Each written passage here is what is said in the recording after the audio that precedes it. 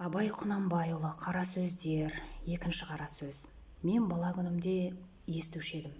Біздің қазақ сартты көрсе күлуші еді. Енең дұрайын кең қолтық шүлдірлеген тәжік, арқадан үй төбесіне саламын деп қамыс артқан, бұтадан қорыққан, көз көргенде әке өке десіп, шығып кетсе қызын боқтасқан сарт сүрт деген осы деп. Ноғайды көрсе, оны да боқтаушы еді.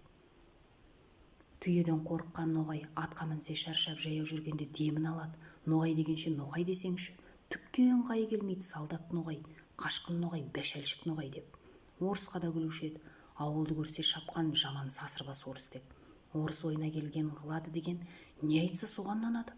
Ұзын құлақты тауып бер депті деп. Сонда мен ойлаушы едім, Құдай-ай, бізден басқа халықтың бәрі антұрған жаман келеді екен. Ең тәуір халық біз екенбіз деп. Әлгі айтылмыш сөздерді бір үлкен қызық көріп қуанып күлуші едім. Енді қарап тұрсам, сарттың екпеген егіні жоқ, шығармаған жемісі жоқ, саудагерінің жүрмеген жері жоқ, қылмаған шеберлігі жоқ, өзіменен өзі әуре болып, бірімен бірі еш шақары жауласпайды.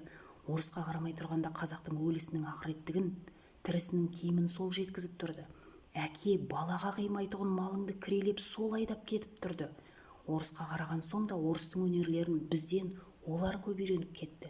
Үлкен байлар да, үлкен молдалар да, ептілік, қырмызылық, сыпайылық бәрі соларда.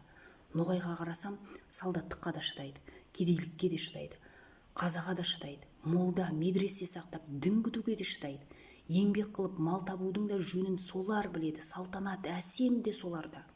Оның малына құзғын тамағымыз үшін біріміз жалшы, біріміз қош алушымыз.